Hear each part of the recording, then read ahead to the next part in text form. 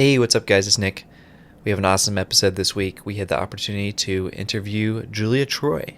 She's an amazing designer that has worked for a range of consultancies, including Evo Design, as well as worked with James at Quirky. And I think there's a lot of great insights in this episode, so I'm excited for you guys to listen to it.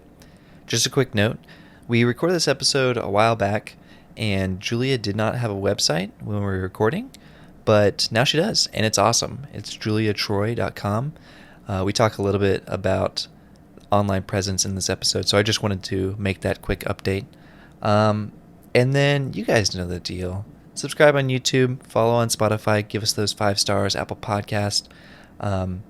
And we always like to thank our promotional partner, Let's Design Daily, on Instagram. They post amazing design work from designers across the world, so check them out if you haven't already.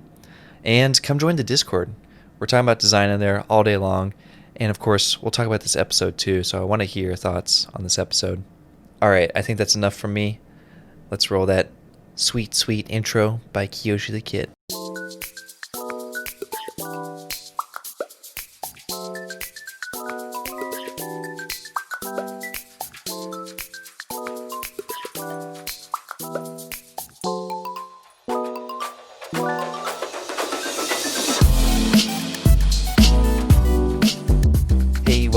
Details. I'm Nick. I'm James. And I'm Julia. And we are 3 industrial designers in the big city. Sweating the small stuff. Julia is officially the first guest to actually wipe the sweat. I think so. But I am sweating. We are super excited today to have Julia Troy here. She is a design director, design consultant, product designer, chameleon. You said it. She is an incredible industrial designer. She's had a wealth of experience from Evo Design, Fahrenheit 212, Quirky, and now she is a freelancer, hotshot. Welcome, Julia Troy. Oh, thank you. Yeah. That was a nice intro. Wow. I tried really hard. Appreciate that. Yeah. But, yeah, so... Julia, you were actually my very first professional industrial design manager. Aw. How does that make you feel? Pretty amazing. I mean, I remember working with you, and it was awesome working with you. I mean, first of all, this guy made me laugh every day. But no, I hope you liked working with me, first of all. No, I don't want to make this about me, because this is all about you, because one of the big reasons that I wanted to bring you in here is because of how much of an impact that you had on me. Like you know, when you're a young designer, like that first professional designer that you work with has such an impact. Definitely. And you had such an amazing impact on me. And I just remember my first day at Quirky, and it was like, hey, we're sketching some stuff for, I think it was for Target. Yep, it was. And they put us into a room. It was also my first week too. Yeah. Yeah. Did we start on the same day? We started the same day. Yeah. And so I didn't know anything about you, but I knew that you were more senior than me. And so we huddle into this room. It's me, you, another intern, and I think another senior designer, and it's just like, okay, we just need to crank out these concepts, sketch all of these concepts. It was 50 ideas, or maybe even 100. In a day? Yeah. For Target. Yeah. That was nothing. Wait, with one person? With one person? No, 4 of us. Okay. That's much better then. And my jaw, dropped. I could not believe what Julia was cranking out, just sketch after sketch of the most beautiful sketching that I've ever seen. Aww. And it was just oh my gosh, this is the type of level that I want to get to someday. And you are there. Well, I don't know. You'd have to see me under pressure. But anyway, Julia, thank you so much for coming on to the podcast, and let's get started with your background. Yeah. So my background, I'm from Ohio originally, the Cleveland area. I think I was always into science and art, I actually wanted to be a doctor and play professional sports, if you were to ask me when I was a child. Okay. But I think it was actually funny. Like I had gone to a Montessori school. This is like one of my first memories. And, it's, self-directed type of play. Yeah. And my brother and sister did the same thing. And I was always coloring the science charts. So I remember learning about parts of the tongue, and I was coloring in the parts of the tongue at like 3 and 4 years old, and like learning what parts were what. And then what one's like sweet and like sour. Yeah, and okay. like, so Yeah. remembering that and coloring it. So it was like, I was, feeding both of my like favorite curiosities. It was like just having to be creative, but also like learning. And then I remember coloring like bird charts about like the scientific parts of a bird. And yeah, so like that was kind of like always a really weird passion. Like I loved fun facts. I loved like reading like anything about just science or things that that were factual, and then why they existed or anything like that. And then I pretty much in high school, I was still on the path of doing like medical, and I blew out my knee. I tore my ACL when I was skiing, and I was on crutch. I had 2 surgeries, so I was on crutches for almost a year. Like, had to relearn how to walk. And so Wow. during that time, I actually was sitting at a desk all the time just creating because I couldn't do anything. And I had this awesome art teacher, Janet Tabler, who was like, "You can do this professionally." And she handed me this pamphlet about industrial design. Oh, that's awesome. Yeah, I was a sophomore in high school. And I was like, no, it's just a hobby. Like, I love this. Like, I was always a kid drawing in my room. Like, I just was a thing. But I never thought I could have a career because I didn't know what you could do with that. And my mom, like, kept pushing me. And so by sophomore year of high school, I knew I wanted to be an industrial designer because I started looking at colleges and I was like, these programs are amazing. I can make shoes. I can do that. What? And like, I did all the whole tours. Like, I went to I was trying to hit up more of like the New York area.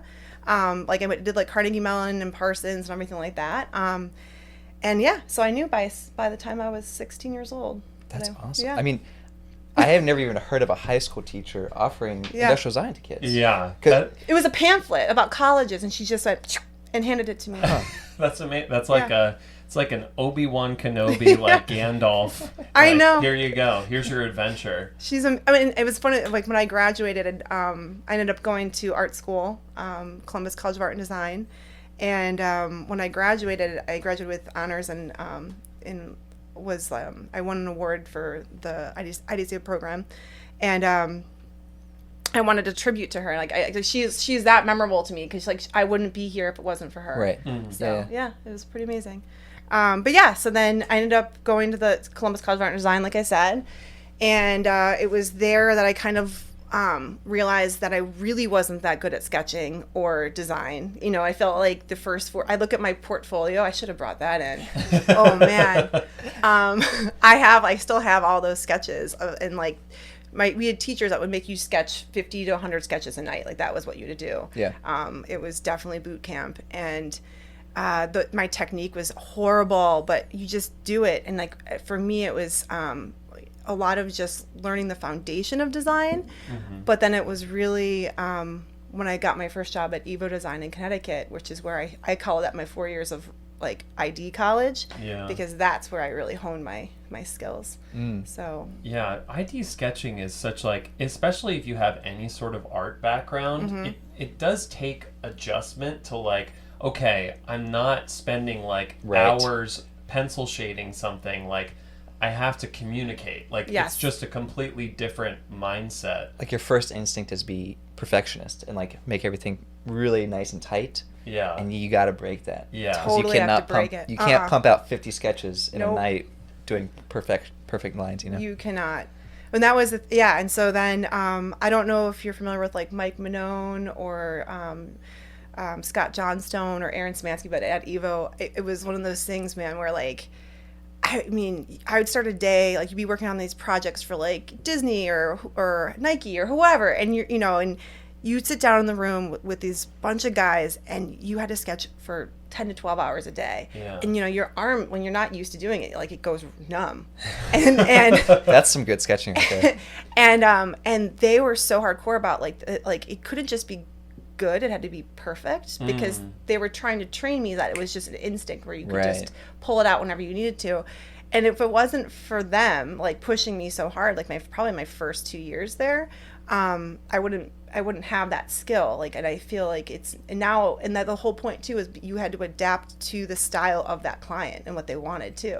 So like you learn one style, and then like if you were doing electronics, it's a wholly different style than toys. Oh wait, that's interesting.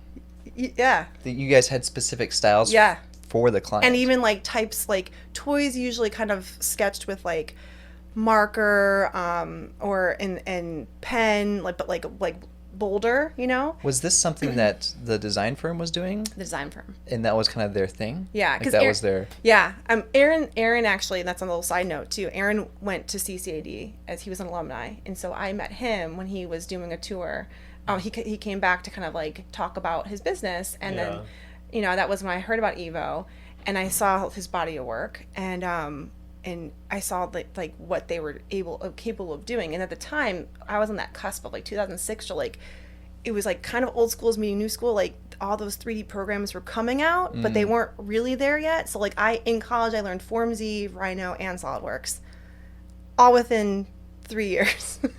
And like the teachers were learning it with you because they were so new. Yeah. And so when I went to Evo, like it hadn't really gone into like the company yet. Like designers weren't really doing it. And so I was still kind of like, not that it's old school to sketch, but like that was the foundation. So I was like really learning how like traditional design was, but like done at the time. Right. Yeah. Now, Julia, let's back up a little bit. I'm kind of curious, and this is Yeah. a common question, but how did you get into that first job? Everyone wants to know how they got that first gig. I mean, I would have to say it was Aaron, because so he was we do these things called visiting artists, and so he had come back to the school. He did a presentation. He came to our studio class, and I think he did like a project with us. It was probably even just like, you know, how to sketch like an industrial designer or something like that, and I liked what he was presenting. And so when I was actually starting to interview when I was graduating, I made the whole portfolio, like printed it. I printed it out. Yeah, that's good. You know, like, because I feel like now everyone's just like, that actually got my first job in the city too, because I printed my portfolio. That's good. I am a fan of printed portfolios. Yeah, I always have both, but because I made a book, like went to blurb.com, like you go to blurb.com, make that book, hardbound is usually a nice little touch, and you send it in, and like they're like, wow, there's somebody like, you know, put the effort in. And so that's how I think I got a little bit of attention from people, like that people would invite me in just to meet me because I think I paid the money to like make a book for them. That's true. I mean, those blurb books cost like if you do like a hardbound, it's like $100, right? Yeah, it's not cheap. So I was very strategic. Like there was like I think 3 firms when I was in Ohio there was 3 firms I think I applied to. Evo responded like right away, and that was a no-brainer because I wanted someone that wanted me, you know. I wanted to like, and I also just really liked that there was something comfortable about him being from where I was from, and then also it was a small studio, and their clients were really cool. Like they were bigger brands, like they had like Rubbermaids and Nikes and Cannondale, and you know all the ones that you kind of just see at like any retail store. And so I liked that, and so it was there that like they brought me in. I think I was probably like one of maybe 5 designers on the team, and then there was a couple engineers, and then like a strategy person. It's a very small team, but the coolest thing about that consultancy is that most of the people that I was there with, like almost over 10 years ago, they're still there. Like that's how close knit of a team it is. Okay. So that's awesome. It's pretty cool. Yeah. But yeah, so then it was there that like I think I learned how to actually present in front of clients and not be so offended when someone didn't like your work, because obviously design's subjective, and how to handle that. Because I've been in meetings where like you blow them on the water, but I've also been in meetings where like, you know, like you bomb it and they're like, this isn't good enough. Like not that like our work wasn't like good, it just wasn't what they wanted. Yeah. And so and then you kind of like you learn how to handle that, and you know, you go back to the drawing board, make sure that you talk to the client in the right way, and like ask them more questions. But yeah, like they like threw me in. Like I remember I was like 23 years old and like presenting like all my work to these big companies, and like it was amazing. I got a lot of that FaceTime I think a lot of people don't necessarily get when they're that young. And so I was very comfortable talking about my work. Yeah. Were there any like notable projects or things that you worked on that you remember and that were fun? My okay, I have several, but my favorite, like my baby, I guess you could say, was and they're still on the market to this day, but those, I don't know if you've ever seen like those preserve, they could be like, they used to be sold at like Target and Whole Foods, but they're the apple bottom like storage containers. They make like the recycled cups and plates, but they're basically plastic designed material made out of like reused plastics, like usually I think yogurt containers. And when they came to us, they really were like, we're a startup essentially, and we need to have an aesthetic. Like we need to create a new, like, what is our like here's our brand, but like what is our brand? Like what is our design? And so myself and some of these guys from the team all sat down, and the ones that I presented were the ones that they were picking, which was really cool. So I very quickly went from kind of being like the young designer to like being able to lead that project because I somehow matched that client's aesthetic.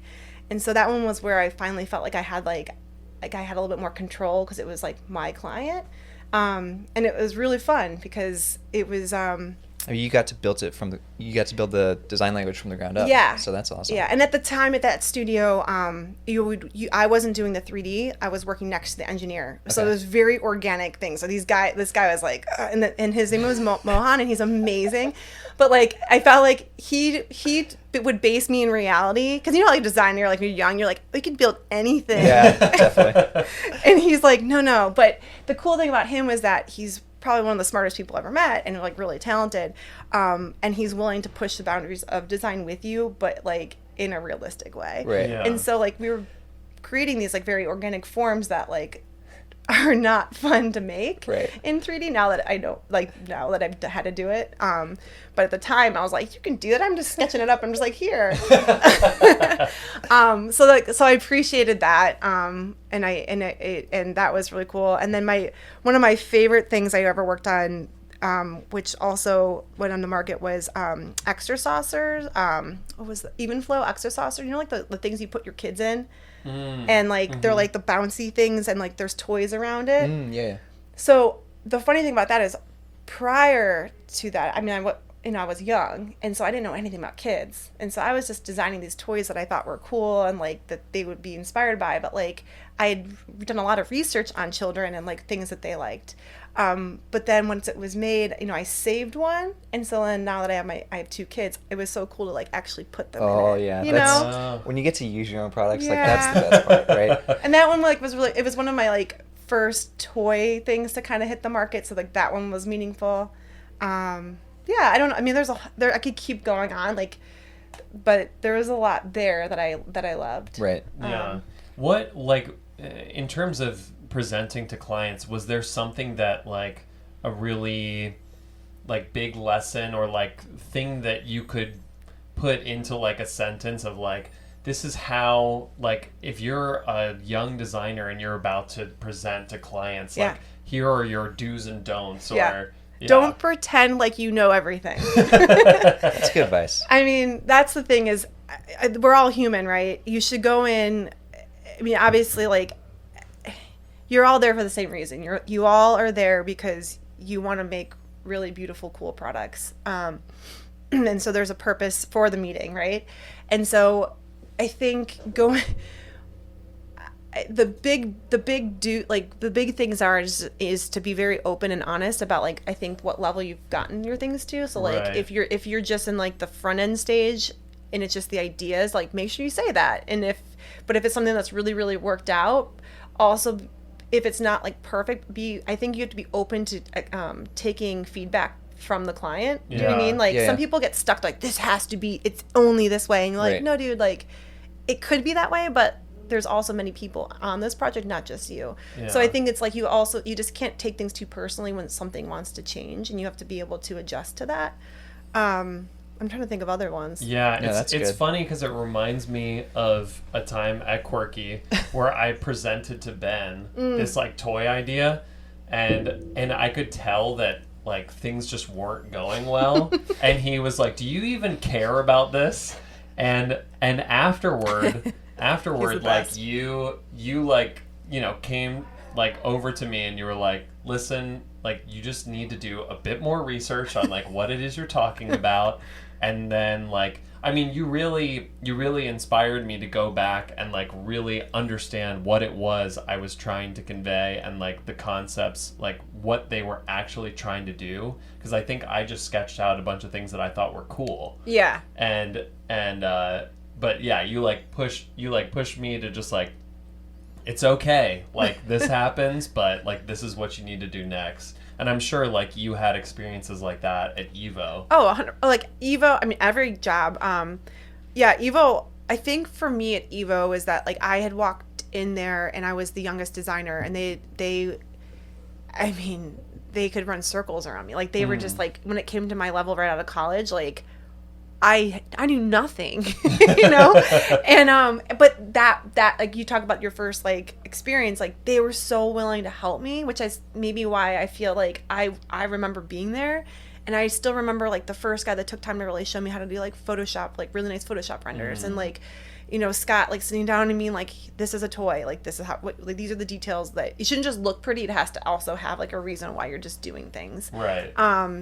And then Mike Manone was the one that taught me all the different styles, because that was he was our design director, and so he was like, every client has to have a specific style, like type of deal, and so yeah, I think like there were many projects where I would work on and it wasn't good enough, and then I'm the type of person where I won't quit until it's good enough, or the best it can be. So I would obsess over it, but in a good way. Like, so it got me, I think, to the level I needed to be, so that I could run my own projects. But it was hard. I mean, like the first 2 years out of school, I was like a lot of tears, a lot of sweat, but like not tears like it wasn't like tears like in the studio. It was more like, I want to be good enough. I want to get this. Right, and it was for pushing sure. myself. Like I came from a mentality of like, I grew up playing sports, like hardcore sports. And so,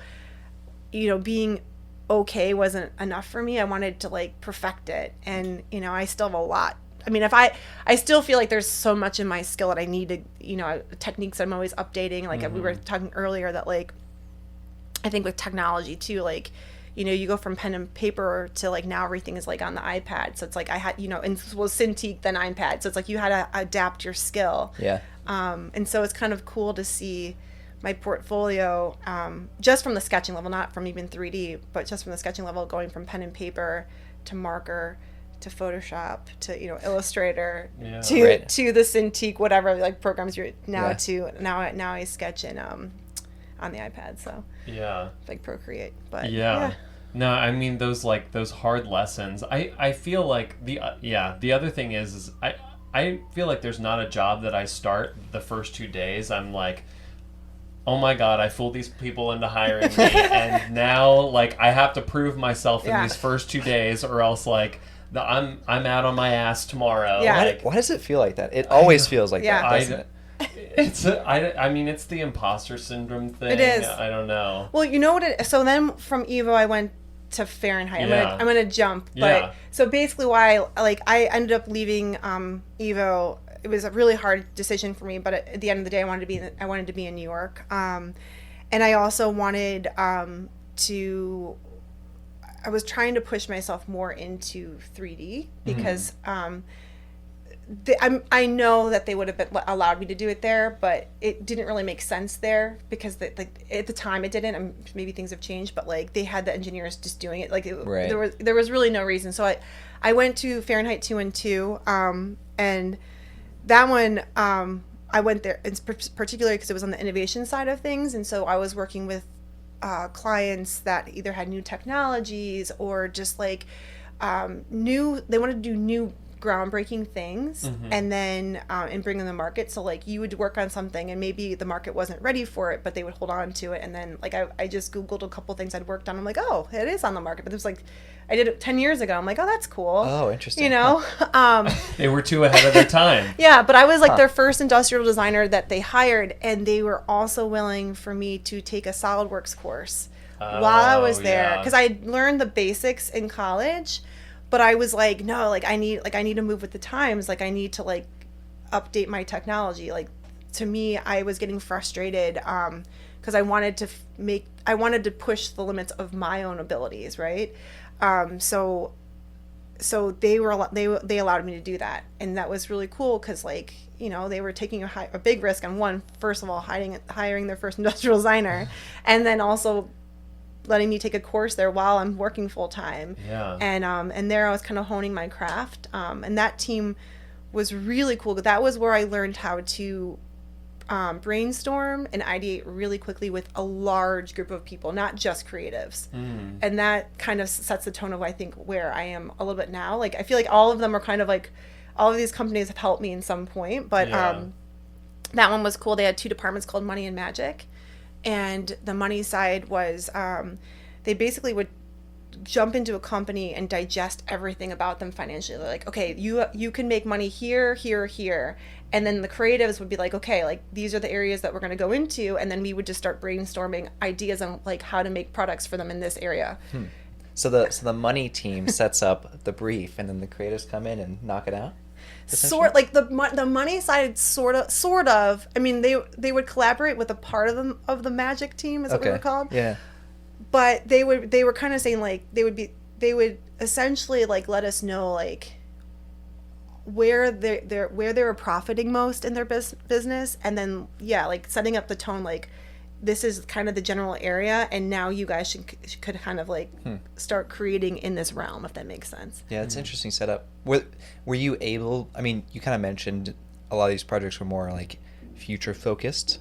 Yeah. Were there any ones that came out that you had a hand in, or like were able to contribute to? There was one that I actually just Googled today. It was for Samsung, and they had, this is like 10 years ago. I think it came out actually like it came out years ago, but I just recently Googled it. It's sad to say, but it was a really cool project. It was they had this technology where it was, and now it's something we've seen around, but it was clear screen, and they wanted to replace glass with like, instead of having like a piece of glass that did nothing, it was like, well, we have a technology where it can still be clear, but then we can also project a moving motion picture on it. So great for advertising, or maybe there was like needs for it elsewhere. And so our whole point was like, take this technology and then figure out a consumer front way to sell it. Okay. And so we had pitched them like several ideas, and the whole thing for them was that we would do maybe like, I think like 3 to 5 concepts, and you would do fully fledged, like almost like commercials. So our creative team wasn't just a industrial designer, it was like a graphic designer, a videographer, a whole crew of creative, whatever it is, to make like something like move and like it looked like a commercial. And so you would pitch it, and like that was the video, and it was really cool. So we did that, and it kind of goes away because like you move on to other projects, right. And then every once in a while you walk into a store and you're like, oh yeah, I worked on that one, or So, because I worked on innovation like that side, like a lot of my stuff, like if you Google me, like you won't see a lot of my work because I can't really necessarily have a website unless it's come on the market. But a lot of the work that I've done, I can't really show either because it's like it's still it's like the sketches behind what it was, or If only your products could like do a DNA test and find you someday. Mom. Yeah. But I chose to go that path, and it's fun, kind of being like on the cusp of something new or potentially new, and not really knowing like what it could be or where it could go. Yeah. That's one of my favorite parts too, is like the idea phase. Like, what if? So was that a typical project there? Was like a company's like, we made this technology in our lab and we don't really know how to commoditize it? I mean, sometimes, but then they also had like, and then it was also in a lot of ways like almost how a traditional consultancy would be. Yeah. But it was more based on just like cool design was also like behind like the strategy of how we'll launch it, or the strategy behind like what how much money we could project if you sell this much. So it was like it was a very holistic approach. It was the business side and then also the design side. Yeah. Because I think like that's something as creatives, like you kind of also need the business side to kind of base it in reality a little bit. And so they based it in reality, so it wasn't just like lofty magic. Like there was something behind it. But then from there I ended up at Quirky where I met you. Yeah. And the reason why I moved there was because I wanted to make things in real time, like real time. Okay. Yeah. And not just like, because I'd already done the traditional consultancy where you're making things and like you are working engineers and like working out the fabrics and stuff, but like I wanted to have like full control. Yeah. And I always call that place like Design Mecca. Like it was. Did you ever get a chance to go in there? I never worked with Quirky, although I do remember it being a hot thing back in the day. It was so fun. I mean, to this, like I love all of my jobs, but like that one in particular, like was just, it was a really cool place to be. Yeah. Ben was also like probably been like one of the biggest inspirations, and like just he's an awesome guy to work with, and I feel like he kind of empowers you to like, he believes in you and you're like, yeah, I can do this, and like you can do it, and you had the ability to do it, and like he gave you the tools to do it, to be creative, to like make new things. And him and his wife like hired really smart people. Like the team was probably like it was a huge team, but they had everything you needed. They had a wood shop and the shop was incredible. It's insane. Because I feel like, that's not something that you necessarily find in your first design job out of college. Is like, you got lucky. They have a full shop. Like they have 3D printers. I remember using that laser cutter like every single day. Were you a laser cutter boy? I was like, there's crust on my sandwich to the laser cutter. No, I did so many models there. But yeah, it was like such an amazing place where like as somebody who was coming from school and like knew what I needed to work on, it was like, oh, I can, like, it sounds like similar to Evo. It's like there are people here that are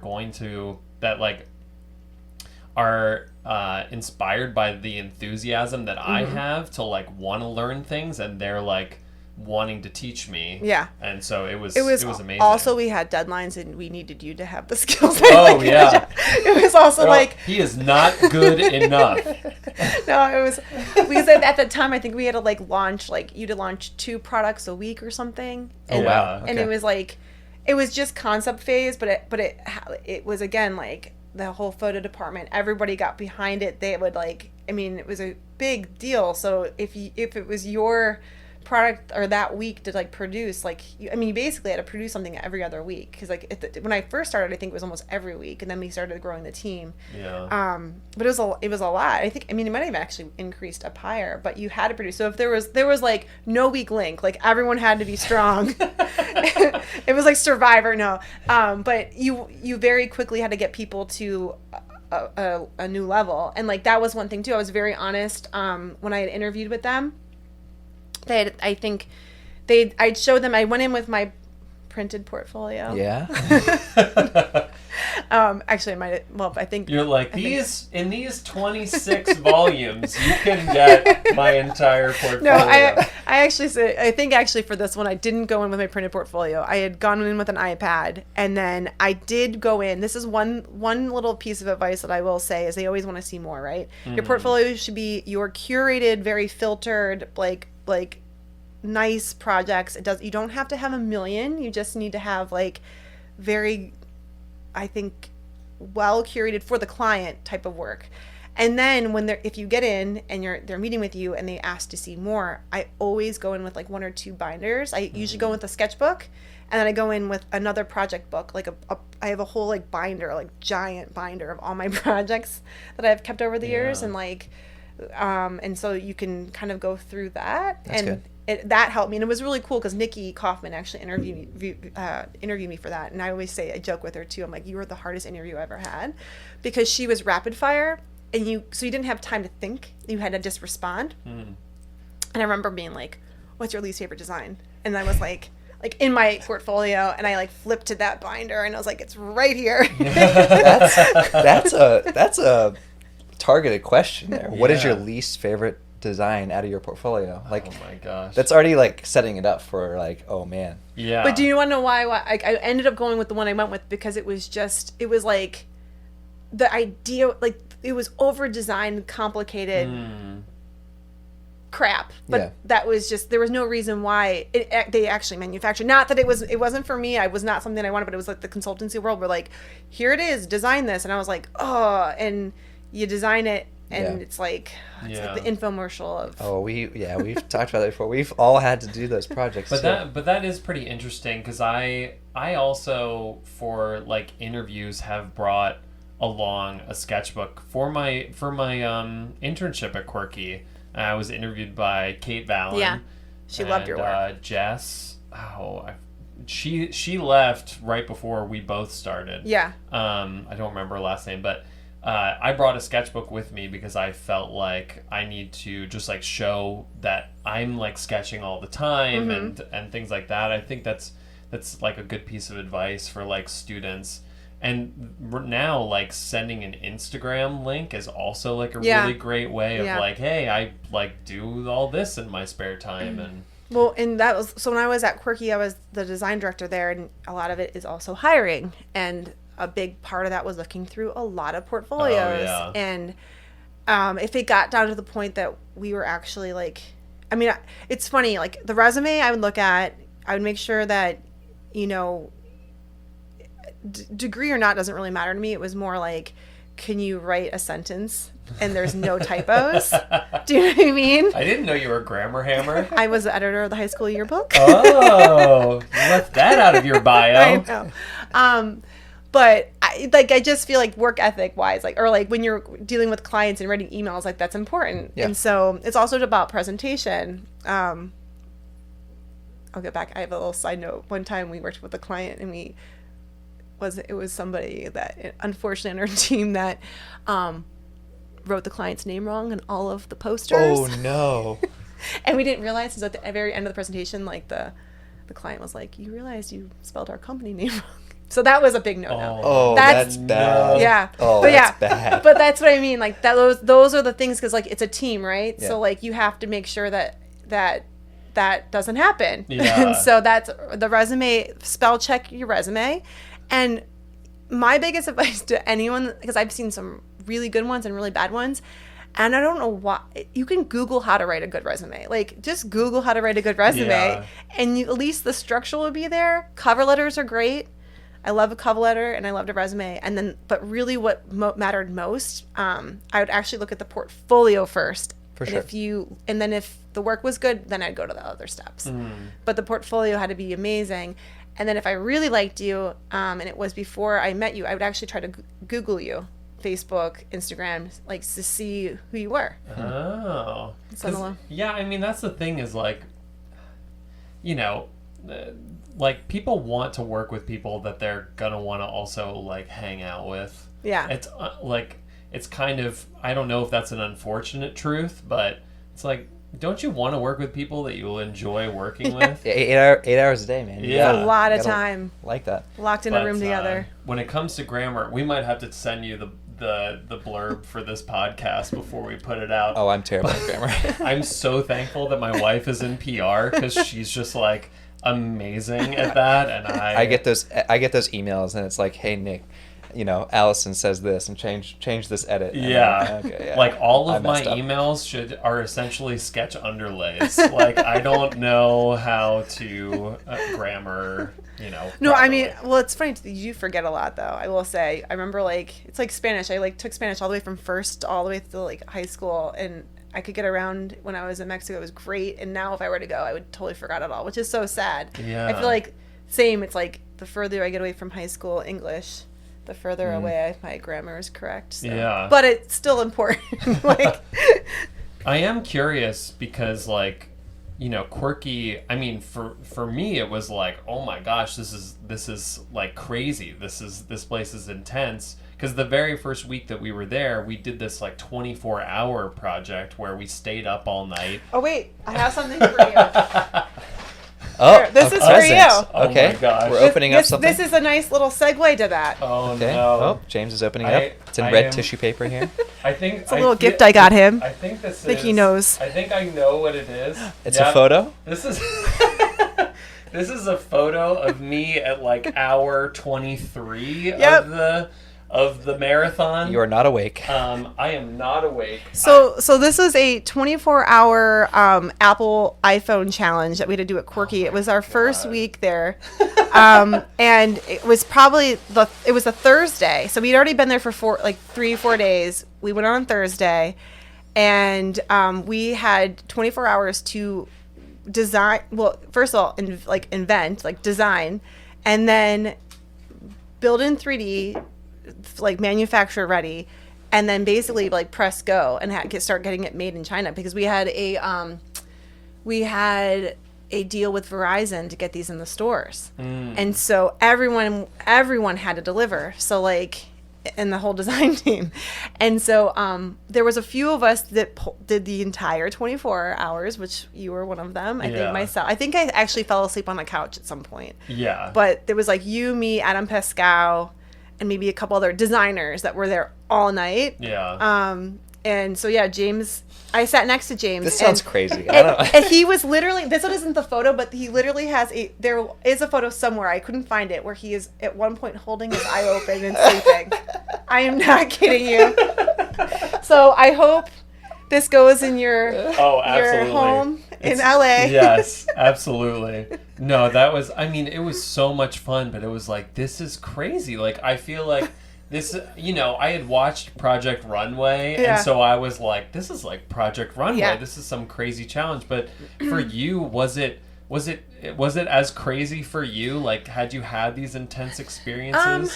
So yes, but not intentional. It wasn't Yeah. 24-hour sprint, let's do it. It was, we have a deadline and it has to get done, and who else is going to do it? Yeah. And so, and a lot of times that might have just been sometimes projects take a little bit longer, but you have to get the deadline done. So you're going to work all hours, and we've all done it, right? So yes, I think, I'm not going to say what client or what company, but there were some clients that I worked with where it was just ridiculous. You didn't sleep. It was around the clock. I remember at one point my husband had to take my phone from me at dinner, and he'd be like, no more, because you were just always on call. Yeah. Oh my gosh. So I was used to this, because that was kind of my a little bit of my career. That was used, but I was also trying to realize this is an unhealthy balance. And so I loved Quirky for that energy, because I think it is something that as a designer you will have to do, because you at some point, because you do have these crazy deadlines. But I think the better you get at managing your projects, the better you get at creating realistic deadlines for you where you don't have to do that, because I think it's really healthy to have the work-life balance. For sure. This one was more fun. It was intentional. We were all in on it. It wasn't because it was miscommunication and people weren't getting their shit done. It was a fun. It was a hype of the company. Let's do this together and make something fast. Yeah. And that one was cool. I think one of my favorite things about Quirky too is we weren't just making designs for anyone to get rich. It was these people, anyone in the world could submit ideas, and then we were voting on the ones that we thought were the best, that had potential. And then it ultimately ended up being the demise of us, but taking on the risk and building it ourselves, and then trying to bring it to market, and then they would get a kickback of whatever the profits were. Right. Yeah. So that was also part of it. It was cool. It was I'm working really hard, not just for me or for a client, but for someone that actually had wanted to make this possible. So That's interesting. Now, you also moved up at Quirky to a director level, correct? Oh yeah, do you ever hear the story about this one? I don't know if I have. Okay, so this one's really cool, but it's very sweet. So when I was hired there, I was a senior designer, and I got pregnant, and which I'm married. I was ready for. I was trying to get pregnant. That's just what happens when you're a senior designer. Yeah. Oh no! What? But I had been there for a couple years, and I was having my first son, and I loved my job, and I wanted them to know that I was coming back and I was serious about coming back, and that like, this like, just because I'm going to be a mom doesn't mean like I'm not going to be committed to them. Like, because there's all those stigmas of like, whatever. That's a whole nother podcast. But, so I had a couple of meetings just being like, I'm coming back. And not that I think it was my own like insecurity. Like no one ever made me feel like I wasn't going to have a job. Like legally they have to, but like, I was just worried. Came back literally the day I came back from maternity leave after like I was gone for, I think, a few months. I get pulled aside by my buddy Varesh Chopra, who, again, is somebody I'll talk about. But he's like basically wherever he goes, I've always worked with at whatever company. I love this guy. Pulls me aside and he goes, so Ben Kaufman's making a huge announcement in a couple hours. He's like, you got promoted. Do you want the job? This is your new title with design director. And he's like, and we also want you to be the lead of we were going to start doing Powered by Quirky teams, like where we were going to consult with larger companies and I would do all the pitches. And he's like, you don't have to decide right away, but you kind of have to decide within like 3 hours. And so 3 hours. So it was really cool because I had come back so worried, like I'm gone, like I haven't been here present, and it's hard for me to like, it's like designing is part of me, like it's like a hobby, it's my passion, it's like you can't stop thinking about it. So I walk in those doors and I heard that, of course, like you're almost gonna like, well, thank you. I mean, like, yes, of course I'm going to take this job. And it was awesome because I felt like at that point I was a design director. It was myself and then this guy, David Sutton, and we split the roles because we just were producing way too many things that we had to have multiple teams. And him and I worked so well together. Like, where my weaknesses were his strengths and vice versa. And it was just like a really cool team to be a part of with him. And I loved our designers like that we were working with, like they were all just so talented. And then on top of that, like having to run like the Powered by Quirky stuff, what I was doing there was you would get these ideas that would come in and they started, I think one of them was like, I'm trying to think, it was like a Home Depot one maybe. There was a couple clients in particular before they went under, but they would come to us and say, hey, we want to use your platform to make new products. Like, this is what we're thinking. So we put like a brief to the community, and then they would submit their ideas. And then we would sit together as designers and go through our favorite ones. And then we would, they would come in and like, some of them were like really, really good ideas, like maybe that a prototype or maybe there was a sketch, but some of them were like really not that great.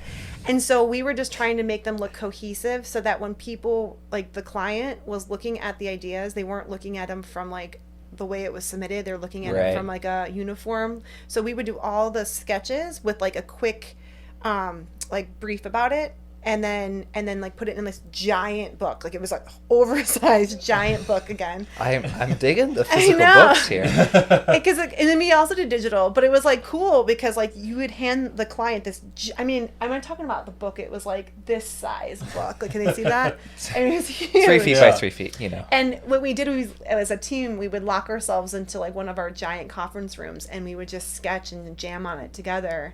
And everyone was responsible with like for so many to produce, and then but we all kind of had like similar styles of sketching, and then you just put it in the book, and it was great, and it was really fun to do that as well. And then from there, like the client would say like, we like this one, and then we'd start making it. So that was kind of but yeah, so it was a really cool way to come back from maternity leave and that's awesome, be given that responsibility. Was there any like key things you learned from moving from a designer level to a director level? I mean, it seems like your roles are going to change your responsibilities. Yeah, I would say you didn't have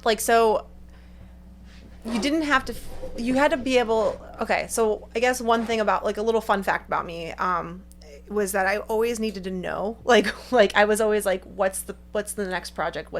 So I was always kind of already scheduling stuff out. So I went from like scheduling my own things out to like scheduling everybody else's out. Okay. So like I was project managing myself and like being like, oh, I have like 4 projects coming up. Okay, I can do like 2 on this day, whatever on this day. And I was physically designing it, where like when I was design directing, I would take on like a couple that I could like handle, but then I was also overseeing everything else. So like Right. my responsibility, like designing, wasn't as much, but I also like didn't want to give it up completely because I still like to be immersed in design. But yeah, I think the one thing that I would say is like I was kind of, and I was known as like getting in the trenches with my team. So like if there was a deadline, like if there was something, I wasn't just gonna like walk away just because I physically didn't have to do it. Like I was making sure that like we needed to do it together as Right. a team. Yeah, I think it was less, I knew a lot more of like what products were probably gonna be coming up. It was a lot more about managing and then why we were managing things a certain way, a lot more like interviewing, making sure we had a strong team, but and also knowing realizing like the people that were like on your team were doing the right projects that were made sense for them. So it was just kind of managing people and making sure that they were one happy with what they were doing, and I think trying to push them to their potential. I liked work, obviously liked like working with people, and helping them get to where they wanted to be. So like if I was working with someone and they weren't feeling a certain project, I was like, okay, well, get this done, but like what's something you want to do? And that was kind of like Yeah, that's really awesome. fun, I Yeah. think. Because if you're there every day, you want someone to be happy. You don't want to like, and you also want to make sure it's a good fit for them. For sure. For Yeah. sure. But one thing that you like, so again, just having the experience of working for you, like I remember after that first day of like doing the Target stuff, like I was walking back to my desk and like you were like giving other people and myself like notes on like what I needed to improve on, and I was like, oh God, like that was that moment where I was like, That's a little I'm too- out of here. That's a little like, too- but no, it was like, because obviously you want people hated that me, didn't you you? want people. No, I'm kidding, I'm no, I kidding. was like, I want her to like to see that like I am going to like try harder and do all, because that is like, I think that that's also an essential thing of a manager, is like not only that they're like making sure you're okay, but yeah, like that they are also pushing you, Yeah. because Yeah. like you don't just want to be kept in your comfort zone. Yeah. Well, that was one thing too, is I think maybe I should have said that too, is like, I mean, you're not going to know everything, right? Like there's no way. And so you kind of, as I got to the title, like, I mean, I had a lot more years under my belt than a lot of people that I'd been working with. So it's like, you just have to use the knowledge that I think like you almost like take for granted, but like, oh wait, they haven't even learned that yet. And so making sure that you can just tell someone that little trick or whatever. Yeah. And giving them the advice so that they can grow. And I think and I liked working with people that were willing to take the advice, because sometimes people weren't, Yeah. but yeah, like it wasn't like I wasn't just going to give people projects and just like go away and have fun, and like it was like you had to like grow from it, and making sure. And I also learned a lot from people too. Like there were some designers that were like, so I mean, there were just certain designers in particular I can think of that were just like so great at like a certain technique or like a skill in the shop or whatever, and it's like, I think it would get boring if you weren't learning, right? So that was really the cool part. Yeah. Did I say? And that was the one thing too, that I think when I started, I told them I wasn't really fast at 3D yet, because remember I just learned it, and so like I was learning 3D. I remember my first week I was so slow, and then by like 1 month in, because I had to make so much stuff, I was like really fucking fast, Yeah. So, but it was just, I was very honest in my interview. I said, listen, like I know the basics, but I will do anything I can to like produce for you. So like if that means I put in extra hours at night, like I did, I would like just practice, and I did it, and then the skill came up, and it became, for a while I actually would just 3D before I'd even sketch, because we worked so quickly. You didn't even need, I didn't need to sketch for a lot of the stuff at that point, because I could just like build it. Right. Yeah. So like that became a faster tool for me. That's interesting. So Julia, maybe, kind of how did you transition from quirky, and you're doing your own thing now? Yeah.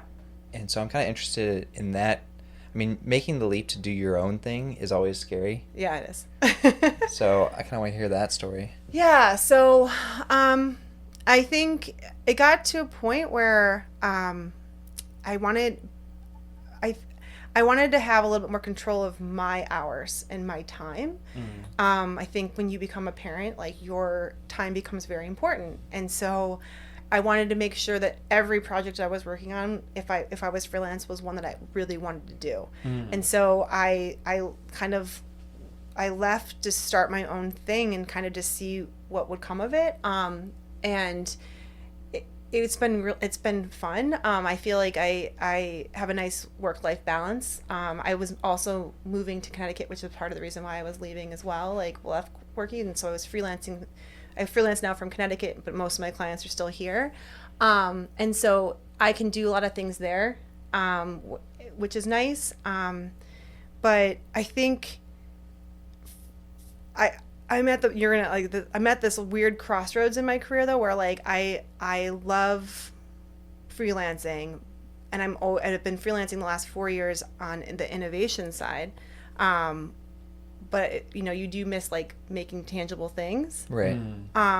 But the reason ultimately why I did it though is like I wanted to be more on just like, I wanted to work with a larger range of clients, and then the people I've met with over the years I liked working with, so they've kind of brought me back in, and so I am now able to kind of just work with friends and it's been I don't know, it's been fun. Like I can't, I don't know, I'm trying to like, yeah, I that's don't know awesome. if this is like, I don't know if that even answered the question, but well, I mean, I think it's just interesting to see. I mean, we were kind of talking earlier about the quirky 24-hour sprint, and then I know that you are also now conducting sprints for clients. Yes. So that's good. So this is the thing. So then when I decided to go freelance, I was thinking I would be doing more like physical product design, Yeah, right? traditional industrial, yeah. But everyone that knows me is like,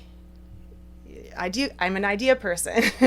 And I'm also really fast at sketching, and I'm also really fast at the other skills. And I like working with people. So I was asked by like Ben Kaufman again, who then moved from Quirky to BuzzFeed, to start working on these projects called sprints. And so those are really cool. Those are about, it's a client will essentially go to BuzzFeed, most of the consultancy basis side, and say, hey, we need, like, a perfect example was like a Jet came to them and was like, we need a new game idea. And so they're like, what can we make? And we want it to be for millennials, and BuzzFeed knows millennials, so like they're the perfect company to make it. Right. And now, for a second, can we pause for a second? Because BuzzFeed is an internet blog, correct? Yeah. And now they're diving into product spaces? So they have a department called Product Labs. Okay. And it made a lot of sense because like it had like, again, like they understand that certain population of people and how millennials consume products because they know them. Right. Yeah. And so, and they also have that platform and they can access those people. So BuzzFeed, yes, opened up a wing of their company to start making products for these companies. And they were because Ben was the CMO there, he brought in a lot of his old Quirky crew that he worked with, and I was one of them, and it was really fun. The first one I walked into, it was like I felt like I was home, like back at Quirky. It was just like all my favorite people and all my favorite like faces, and we were there with the client. And the coolest part though now is like you're not just with the designers, you're also with like doctors or experts, like just like they would pull in people, like fly them like from overseas to like be in this like 1 week sprint. And so the whole idea of a sprint is that it's 5 days. It can vary like 3 to maybe 7, but usually 5 days. The first day is just like, first 2 days, it's just massive brainstorming. And you get like, it's almost like Survivor though. Like, so you get like the 50 people are all in the room, and you get kind of 4 different groups. And I usually work as a facilitator along with like 3 other people. And people just keep talking at you, and you kind of help curate like what the conversation's going, and like write down your favorite ideas, and like kind of get the little nuggets that are being out there, and then create a pitch by the end of the day.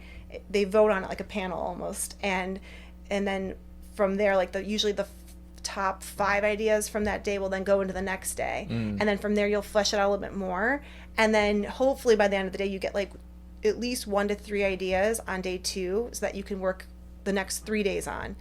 But the coolest part about this is then all these people leave, right? So now you're down to like just the workers, and you just like throw down, and it doesn't matter like what level you were at, like what title you had, everyone's doing the work, and you're sitting next to someone that like I mean, I'm not a retail designer, but I had to do retail. You know, it was like you're just throwing in whatever you can contribute, and you will get like our whole thing was by the pitch day we wanted to have like a video, working prototype, and some capability, a pitch and then like a fully fledged like business proposal. So you guys had to have a working prototype by day 5? Mm-hmm. Oh man, and we did it every time.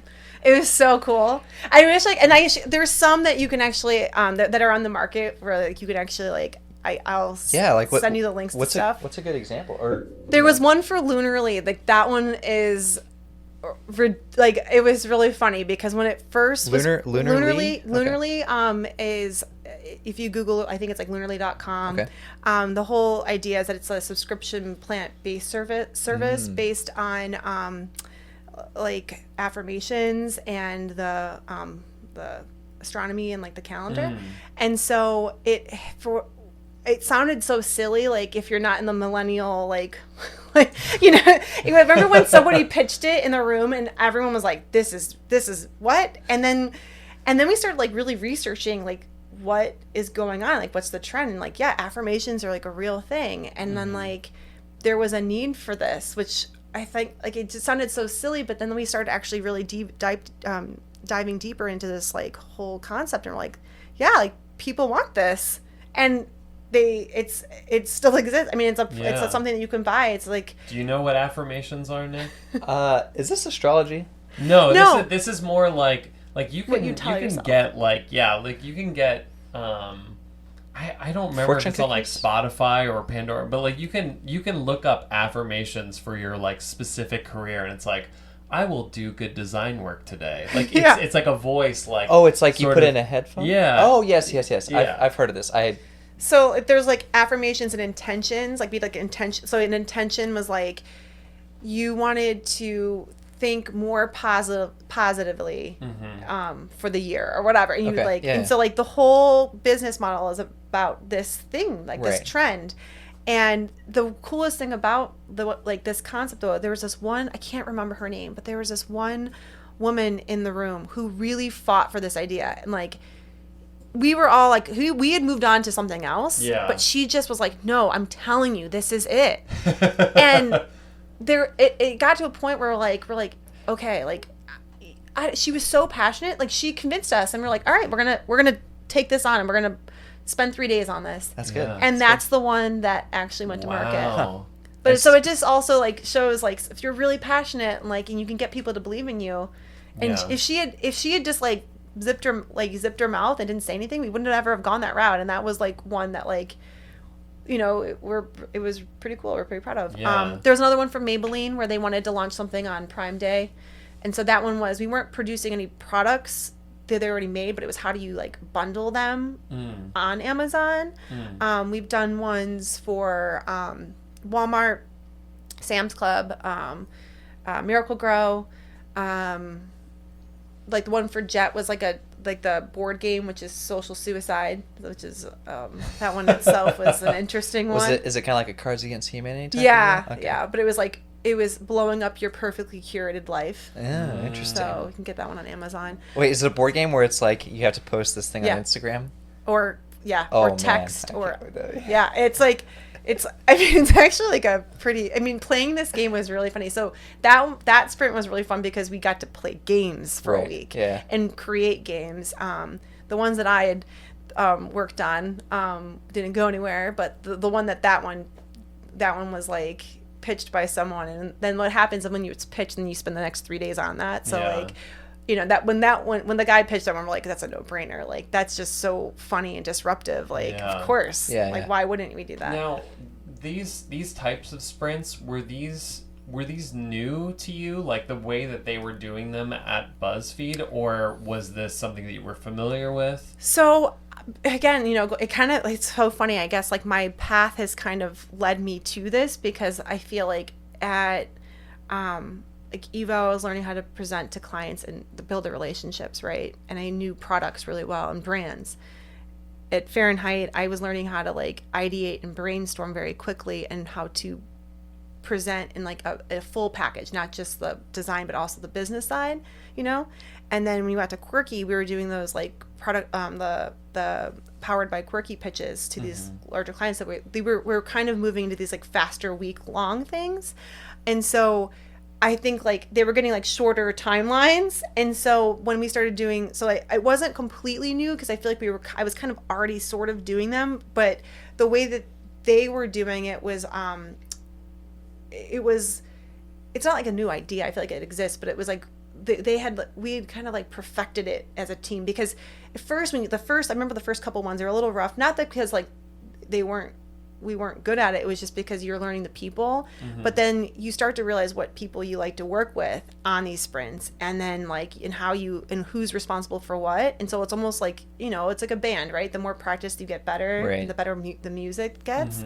And so that's how it was. Like the first couple one, you're like, oh, it's like when you freelance, you walk into a room and you're like, my computer doesn't feel right on this table. But then you get used to it. And so it went from like kind of massaging what the process was, and it's amazing. And so like Jake Bronstein was the guy that kind of ran the ones at BuzzFeed, and he would bring in like the crew that he wanted to work with. And then a lot of times when it came to like the creative side, he would ask me or like other friends of mine that were in, and he's like, who you wanted to work with. And like we would just kind of like throw in all of our friends' names, so you were kind of like playing with your friends for a week, which was great.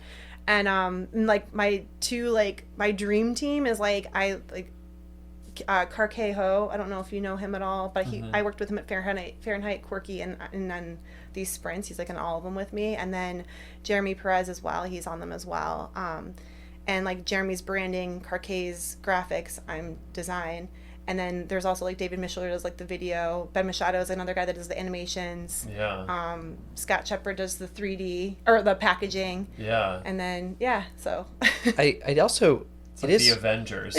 Yeah. Bringing in a whole team here of people. I think maybe just to jump off that, we asked our listeners, who do you want to hear on the podcast? And a lot of people were saying, hey, we want to hear designers who aren't necessarily have a big web presence. And you have amazing work, but a lot of your stuff is not online. Yeah. And so I'm just kind of curious what your thoughts are on that. And like, a lot of your work comes from connections. So so it is, I would say it's like it's a nice thing. It's like a little mysterious, but it's also it's intentional as of now, because I was very fortunate when I was in the city to make a lot of connections and a lot of friends. And so I'm working on projects right now as a freelancer with people that I know.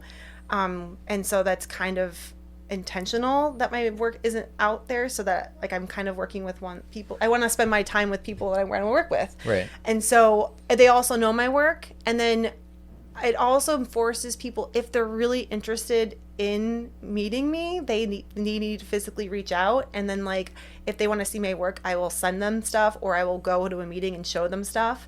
So it kind of gets me in a room sometimes.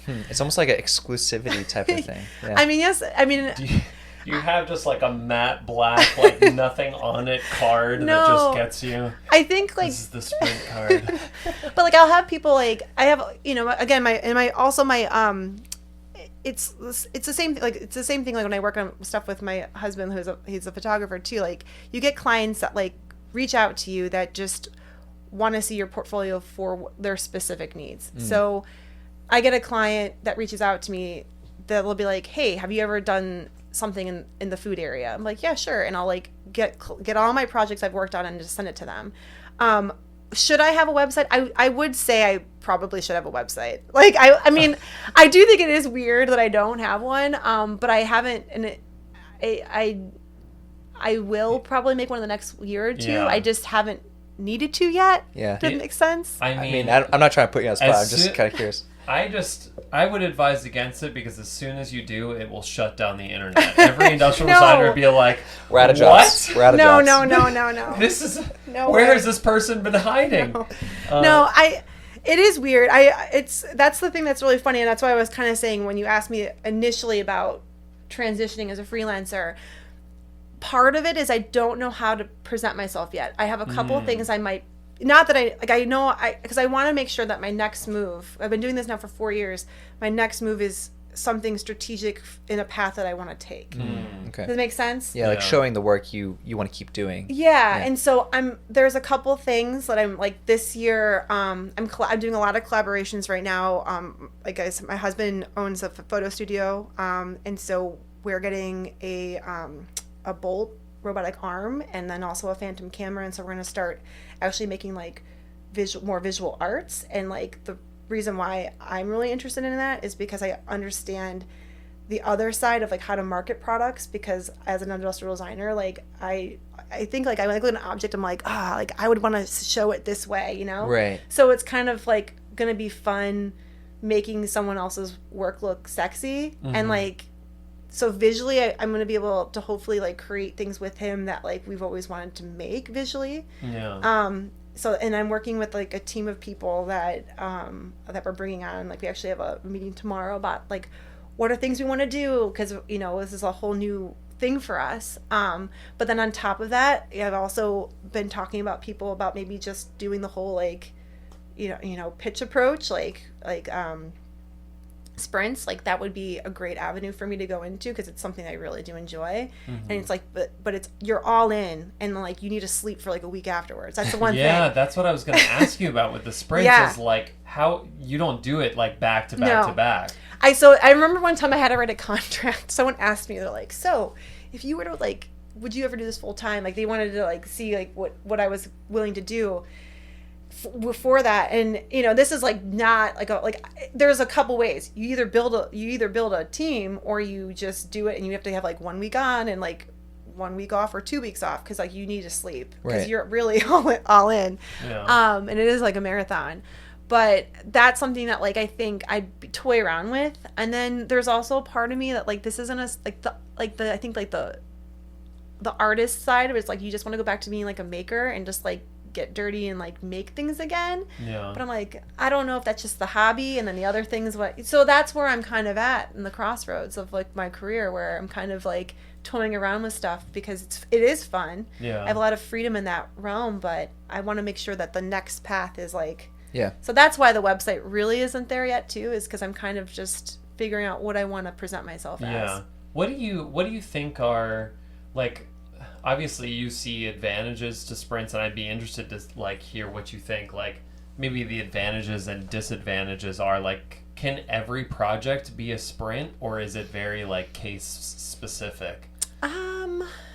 Yeah. I mean, I've done sprints for companies where they wanted a new platform. Like they wanted to just, I mean, honestly, it was just the funny thing about this one in particular, I can't really talk about the details, but I was there as a brainstormer ideator, but the people that were in the room, that like the client, like the actual two people, like there was two companies merging together.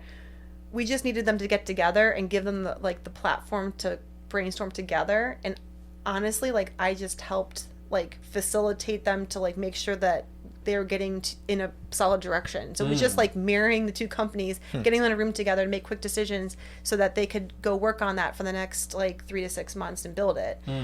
So what I like about a sprint is that it makes people on a team or wherever like make decisions quickly that might take them months, a year. And then, but you have, and you all, because you're all in the room, you're aligned, and everyone has the same goal. Like you have to get something done, you have to produce. So someone has to do it. So that's it's in regards to time. I feel like I was like, I'm not wasting my time. Like I'm in there. Like it's like you're like just you're fully in to like get results and then see where it goes. And like that's the one thing is like we've done so many of these sprints now, and like to see them hit the market, you're like, that one's cool. Like that, you know. And sometimes they'll present your work like literally as it was, like on that sprint, and then sometimes they will take it and change it a little bit. Yeah. So it's pretty cool. Like there's one that's coming out. Hopefully, like they're still working on it, but like what we initially presented, like they're still doing that concept. I think Tooth or Dare came out. That one was for a sprint where they wanted to create toothbrush habits for children, and so the whole sprint idea was a different concept for that one. But like that one I have 2 little kids, so I was like, well, I make brushing my teeth fun for them. So like we created like a card game that they would do for I think 30 days, and it was like funny things like wear a funny hat while you're brushing your teeth, or like stand on one foot while you're brushing, do it for a minute. Right. But like that simple little idea, and they thought it was so cute and so fun, and like the company like loved it, and they just like went with it. That's awesome. It awesome. was P&G actually for that one. Yeah. So that's really cool. Tooth or Dare. Yeah. But I will say this, like this is another thing that's really funny though, is like as a designer, I think you work so hard to get like you want to like get your stuff on the market, and like you want to like you want to have like the best designs and like be able to build these things and get it to manufacturing. But what I'm doing now, which I think is like really like the pitches, but then at night sometimes I get like phone calls every once in a while, and they're like, hey, can you we have like 20 ideas, can you just sketch the ideas for them and like send them to me? And I'm like, those are some of the most relaxing jobs. So like the kids go to bed and I just sit there and I'm like on my iPad just sketching, and it's like, oh, like this is really fun. Yeah. So it's that's also kind of a cool part about like freelancing, is that I can kind of, because I wasn't sketching when I was design directing and like that, like I mean it was somewhat, but I was more managing, making sure everything was getting together. Yeah. So it kind of made me kind of go back to my roots of just sketching and ideating. Yeah. No, that's awesome. One thing that we've talked about with a couple of our guests who have kids, like, I'm a married man. I'm intending to start a family, and just like this whole idea of like the work-life balance. Yeah, and it's hard. I'm sure, and I'm just curious, like how you have navigated those waters. Yeah, I mean, if I always say to my friends that like it's funny because I unfortunately didn't have a very good work-life balance when I was working full-time. And that's like full, and that's not anything on the company. It was just my personality. Like I was just one of those people that like I was all in, and if there was someone still working, like I said, I was in the trenches. Like if they're having a hard time, I'm gonna sit there and work with them. So like I didn't know how to like turn it off. I should have just turned it off and like gone home, but I didn't. Like I was like, I really wanted to be there with my team. So I needed to find something that better fit me, which is what I'm doing now. And so it was quite an adjustment. Like a lot of guilt goes into it. You're like, oh, I'm leaving. But honestly, like probably the type of work that they're doing, like that what I'm doing, when my son walks up and he's like, Mommy, what are you drawing? What are you building? Like they get so excited. Like I helped like Ben Kaufman when he's now owns Camp, the toy store, that experiential toy store. But I remember when he called for that project in particular, and it was one of those things where like I was really in it, like with like little kid phase, but I was like, I can't say no. Like this is like a gem. Like who wouldn't want to help build a toy store? Yeah. And I remember telling my kids, I was like, listen, like Mommy's going to work today. I'm building you a toy store. Like how? And then when I get home, you got to brush your teeth. Yeah, but like, how could they get mad at that? Yeah. And I said that I helped helped ideate on it, like the concept of what it is today. So very much like the beginning process. And I remember walking in with my son and my daughter, and my daughter was much younger, so like I love my daughter too, but my son was at the age where he's like, whoa, where she was like little tiny. She's now like, but anyways, and his eyes just like, because you're making this thing and everything. I remember just like concepting and throwing out ideas when we were in that room brainstorming on this toy store, and you're like, oh, like my son would love this and my son would love that. So like I took on this project because I wanted to do it so I could build something for him. Yeah. Or like help. That's awesome.